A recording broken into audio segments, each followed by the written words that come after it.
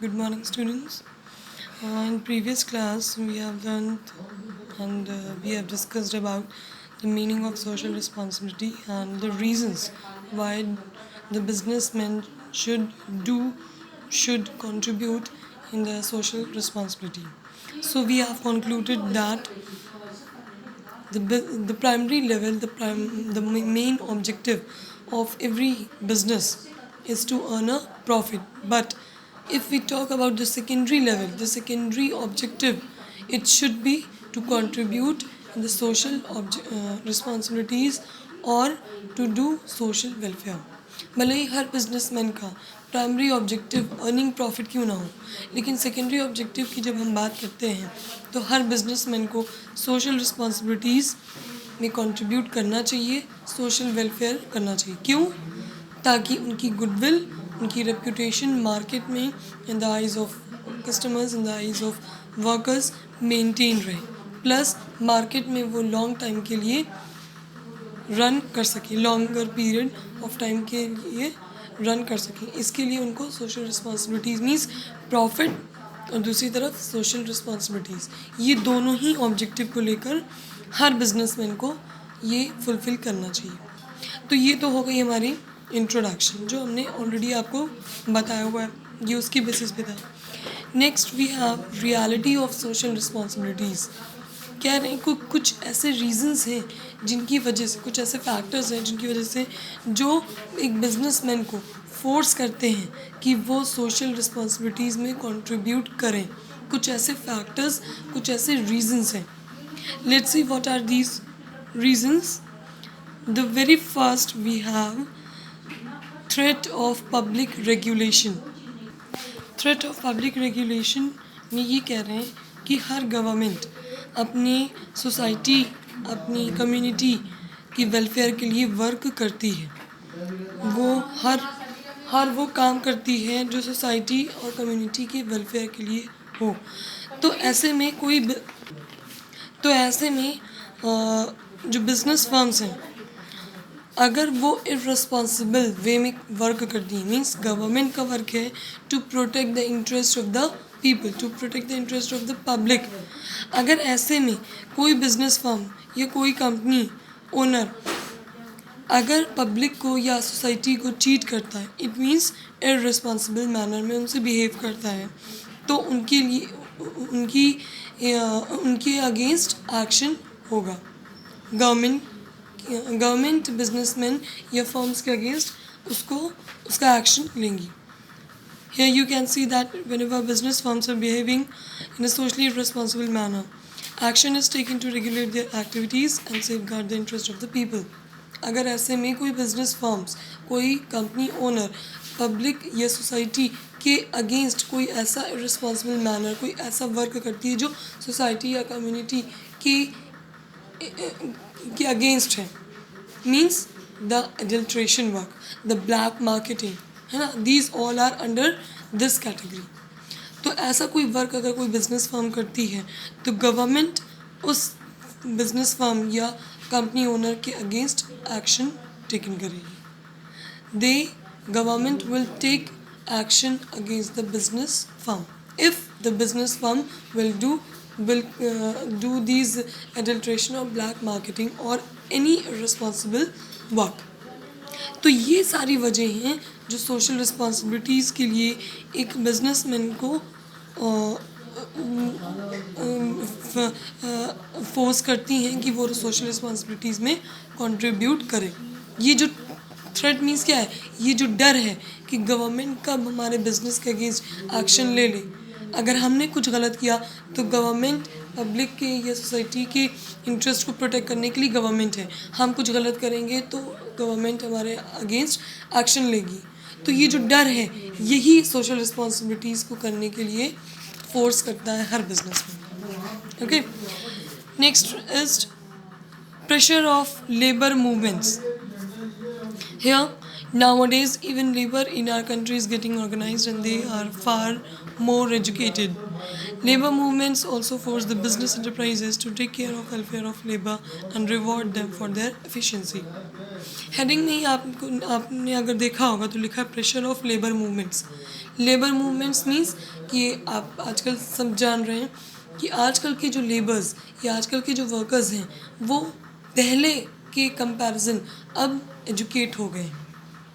Now they have the knowledge, now they have the skills, है ना। तो अब ये एजुकेट हो गए, अब उनको कोई आसानी से चीट नहीं कर सकता है, ठीक है।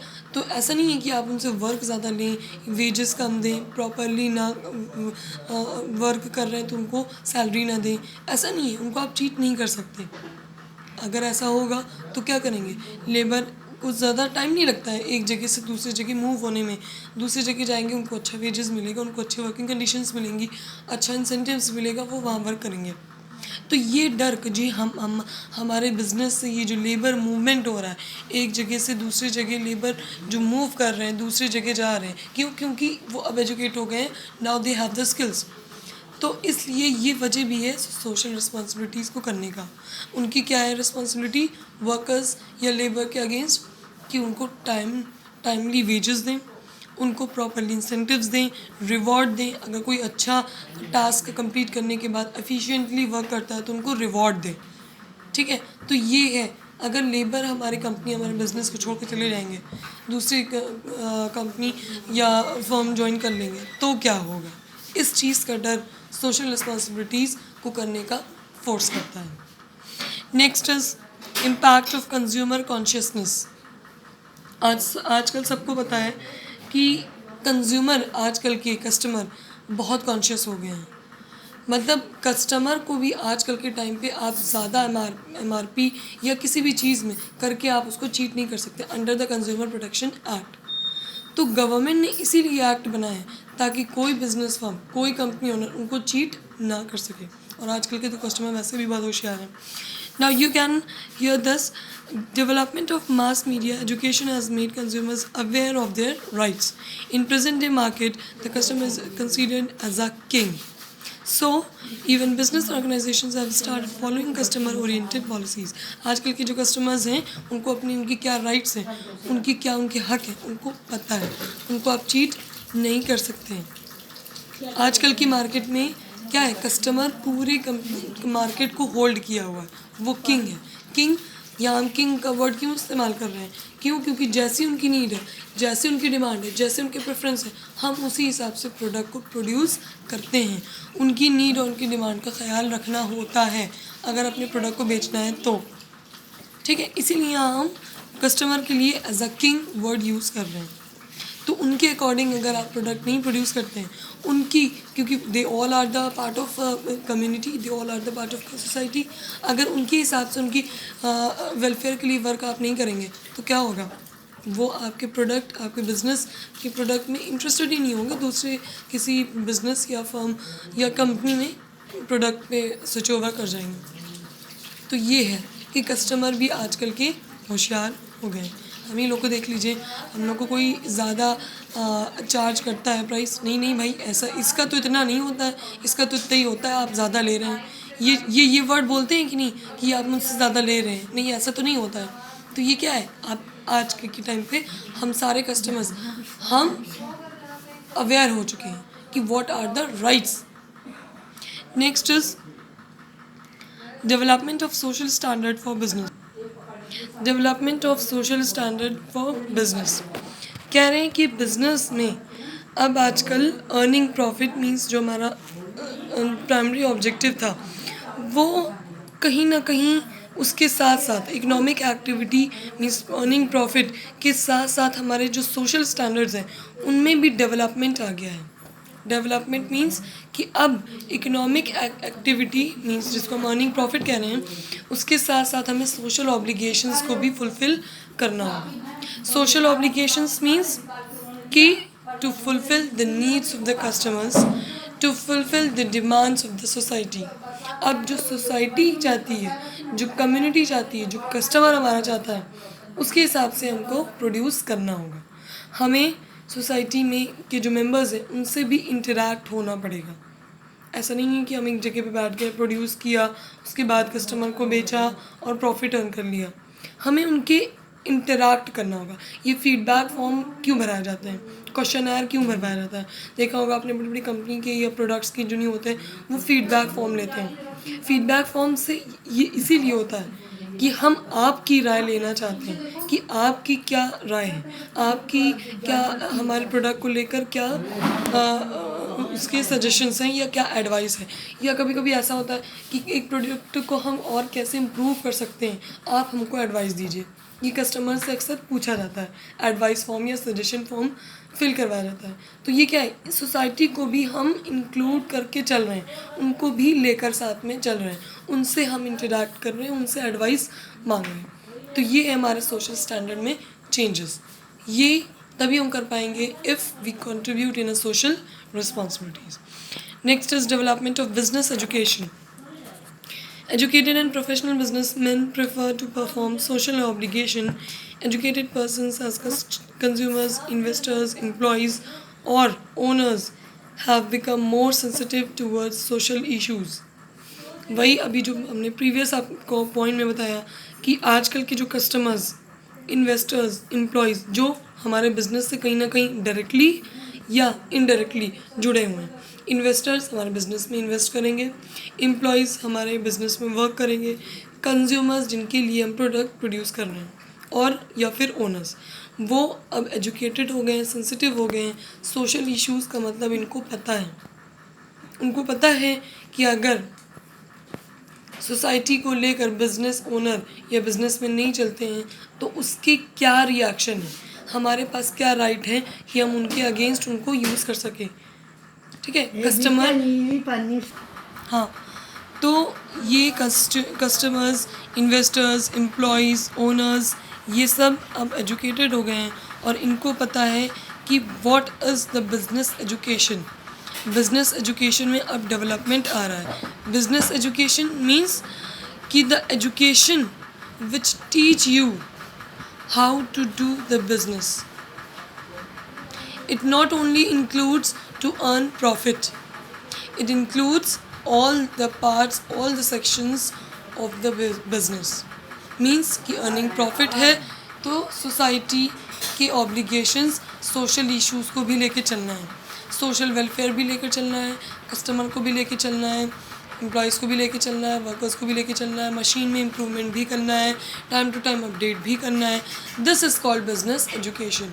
वो एजुकेशन जो आपको टीच करे कि आपको बिज़नेस कैसे करना है और साथ ही साथ उसको कैसे उसकी स्मूथ रनिंग हो और लॉन्ग रन में आप कैसे उसको मार्केट में एग्जिस्ट कर पाएंगे। ये है बिज़नेस एजुकेशन और इसी में अब डेवलपमेंट हो गया है। तो अब हमें सोशल इश्यूज़ को भी साथ में ध्यान में रखना होगा, सोसाइटी को भी इंक्लूड करके लेकर साथ में चलना होगा। Next is relationship between social interest and business interest.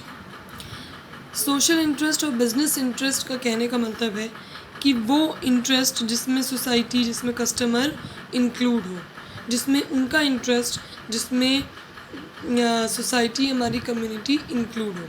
और बिजनेस इंटरेस्ट मीन्स कि अर्निंग प्रॉफिट। तो कह रहे हैं कि सोशल इंटरेस्ट और बिजनेस इंटरेस्ट दोनों आपस में कैसे हैं, कॉम्प्लीमेंट्री हैं। कॉम्प्लीमेंट्री जैसे complementary like pen and paper. खाली पेपर लेके क्या करेंगे आप जब तक पेन नहीं होगा या पेंसिल नहीं होगी, ठीक है। तो और पेंसिल अगर खाली होगी और पेपर नहीं होगा तो क्या करेंगे आप। बस वही एग्जाम्पल आपको यहाँ रखना है, पेन एंड पेंसिल या पेपर एंड पेन या पेपर एंड पेंसिल का। खाली पेंसिल होगी तो भी कुछ नहीं कर पाएंगे, खाली पेपर होगा तो भी कुछ नहीं कर पाएंगे। जब तक पेन और पेपर दोनों आपके पास नहीं होगा तो you can not right anything. Same with the business, जब तक सोसाइटी नहीं होगी तो आप बिज़नेस नहीं कर पाएंगे। और सोसाइटी हो गई और बिज़नेस में इन्वेस्टमेंट ना हुआ, इन्वेस्टर्स ना हुए, या प्रोडक्ट टेक्नोलॉजीज़ या मशीन्स नहीं हुई तो आप बिज़नेस नहीं कर पाएंगे। तो ये क्या है, दोनों आपस में कॉम्प्लीमेंट्री हैं। ओके, तो बिज़नेस में हमें लॉन्ग टर्म प्रॉफिट के लिए हमें क्या करना होगा, सोसाइटी को सर्व करना होगा, सोसाइटी को साथ में लेकर चलना होगा अगर हमें लॉन्ग टर्म बेनिफिट चाहिए तो।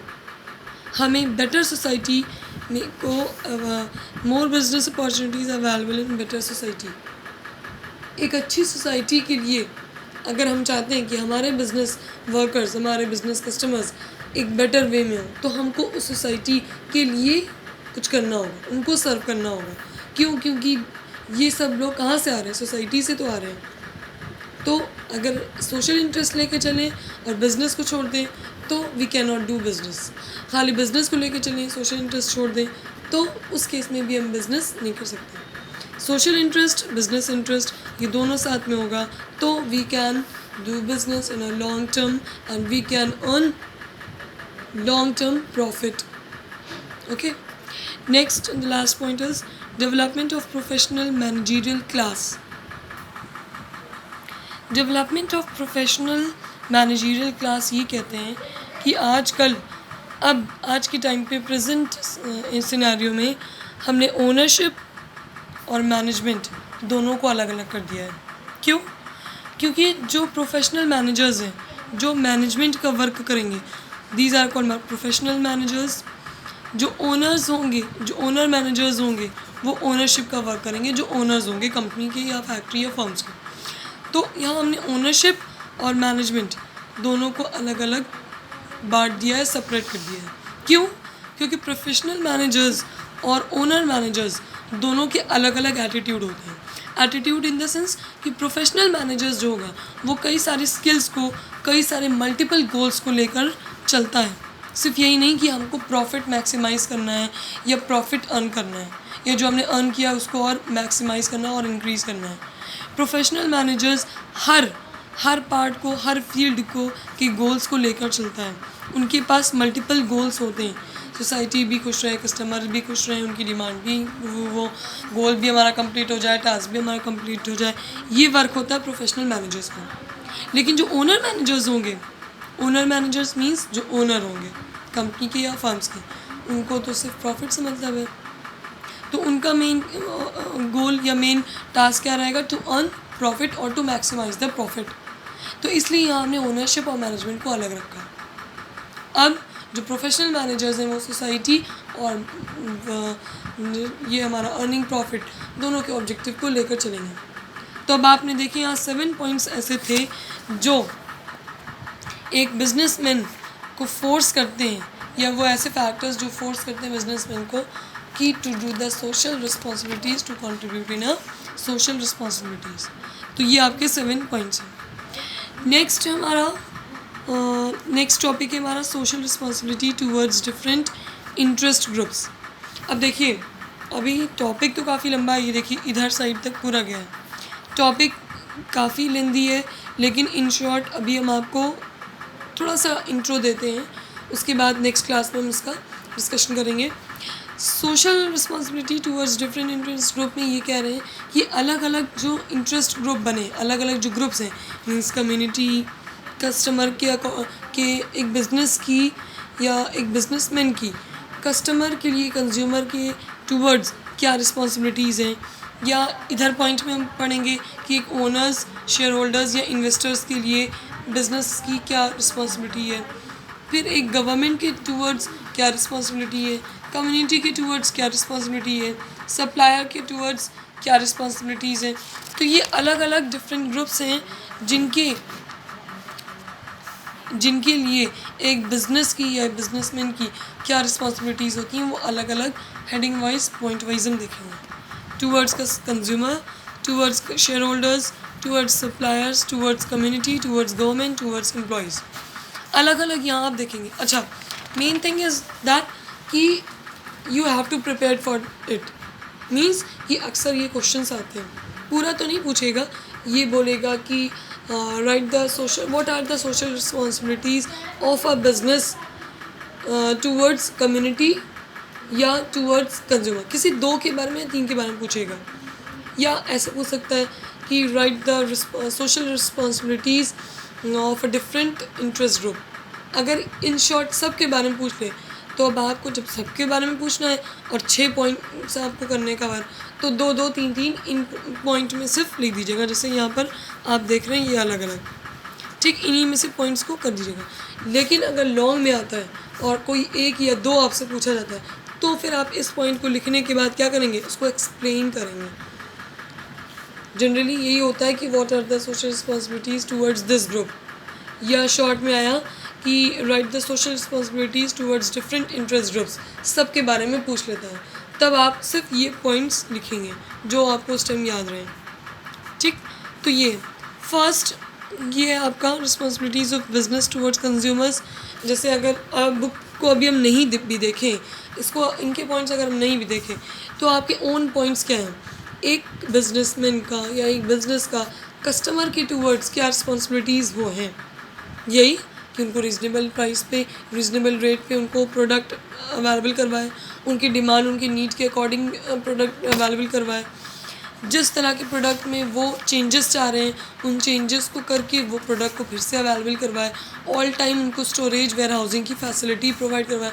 भाई अगर प्रोडक्ट कोई ऐसा है जैसे सीज़न वाइज है, सीजनल प्रोडक्ट है, तो वेयर हाउसिंग और स्टोरेज की फैसिलिटी होनी चाहिए, ताकि तब कभी भी कस्टमर के डिमांड करे तो आपके पास वो प्रोडक्ट अवेलेबल रहे। यही सब कस्टमर्स की होंगी कि ब्लैक मार्केटिंग ना हो, अडल्ट्रेशन ना हो, चीट ना कोई करे। एक कस्टमर के टूवर्ड्स क्या होंगे, यही रिस्पॉन्सिबिलिटीज़ होंगी। तो यही सब आपको शॉर्ट में लिखना है। इन केस अगर आपको याद नहीं आता है तो एग्ज़ाम में आप अपने माइंड से सोचकर ऐसे ही लिखिएगा, लेकिन it should be matched with the heading with the matter. Matter आपका प्रॉपर होना चाहिए, ये नहीं कि कुछ भी लिख दिया। ओके, तो now that's all for today. इसको हम नेक्स्ट क्लास में डिस्कस करेंगे। ओके।